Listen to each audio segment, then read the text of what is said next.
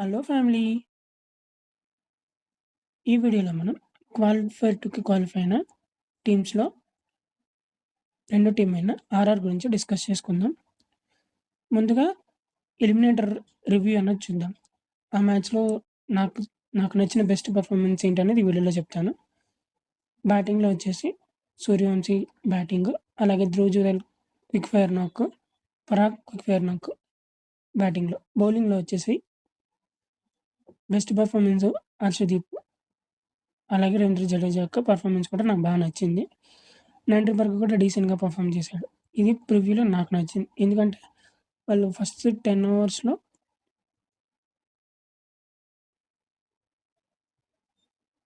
First 8 ఓవర్స్‌లో 120 runs score చేశారు. So, అది వాళ్ళకి మంచి ప్లస్ అయింది. అపోనెంట్ మీద ప్రెషర్ పెట్టడానికి. ఇంకా ఆ మ్యాచ్‌లో నేను ఐడెంటిఫై చేసిన వీక్‌నెస్ ఏంటి అంటే ఆహ్, వచ్చిన స్టార్ట్‌ని కన్వర్ట్ చేయలేకపోయారు. ఇంకా పెద్ద స్కోర్‌కి. వచ్చిన స్టార్ట్ వాళ్ళు 8 ఓవర్స్‌లో 125 స్కోర్ చేస్తే last 10 ఓవర్స్‌లో 118 runs last 12 overs 118 runs ఎంతో స్కోర్ చేశారు. జురేల్ యొక్క ఇన్నింగ్స్ లేకపోతే ఆహ్, ఆ ఫైట్ బ్యాక్ కూడా వచ్చేది కాదు.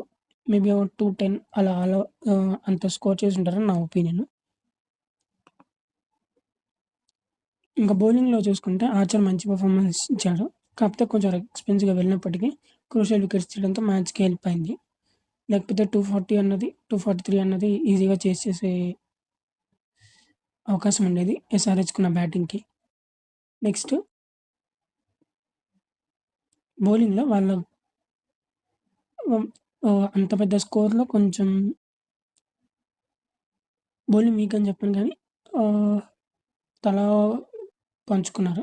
Archer 3 wickets, burger 2 wickets, Jadeja 2 wickets, Mishra 2 wickets, అలాగే యశ్రాజ్ పుంజర్ 1 వికెట్ తీసుకున్నారు. ఇషాంత్ మిశ్రా అనే బౌలర్ కూడా 2 వికెట్స్ తీశాడు 21 రన్స్ ఇచ్చి. ఓవరాల్‌గా ఇది నా ప్రివ్యూ ఆ టీమ్ గురించి స్ట్రెంగ్త్, వీక్‌నెస్ ముందు మ్యాచ్‌లో.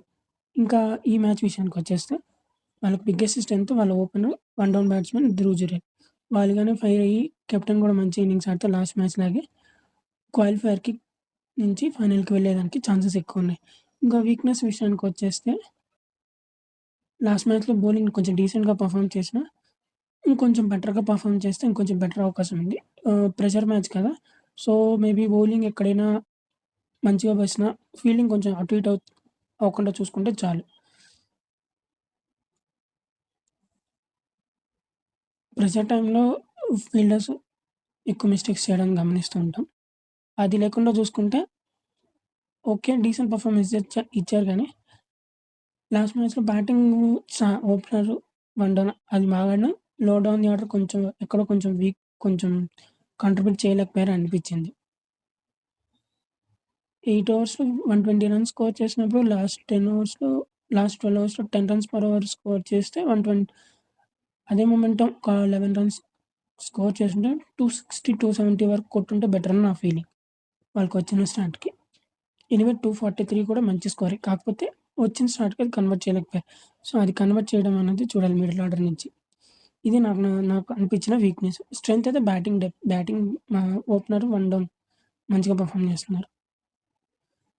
యశస్వి జైస్వాల్ కొంచెం ఫైర్ అప్ అయితే బావుంటది. చూద్దాం. క్వాలిఫైర్ 2లో ఏమన్నా పర్ఫార్మ్ చేస్తాడేమో. ఇంక బౌలింగ్ విషయంలో ఆర్చర్ మంచిగా పర్ఫార్మ్ చేస్తున్నాడు. మిగతా వాళ్ళు కూడా మంచి డీసెంట్ కాంట్రిబ్యూషన్స్ వస్తున్నాయి. ఇంకొంచెం బెటర్ ఎఫెక్ట్ ఇస్తే ఇంకొంచెం బావుంటది. నేను అనుకోవడం ఒకవేళ టాస్ గాని ఆర్ఆర్ గెలిస్తే ఫస్ట్ బౌలింగ్ తీసుకోవడం బెటర్ అంటారు. ఎందుకంటే చేసేటప్పుడు అపోనెంట్‌కి కొంచెం ఎక్కువ ప్రెషర్ ఉంటది. డిఫెండ్ చేసుకొని మిస్టేక్స్ ఎక్కువ జరుగుతూ ఉంటాయి. డ్యూ వచ్చిందంటే ఇబ్బందవుతది. సో, కాబట్టి నేను బౌలింగ్ తీసుకుంటే బెటర్ అని నేను అంటున్నా. నేను అనుకుంటున్నాను. ఆర్ఆర్ గాని ఫస్ట్ టాస్ గెలిస్తే.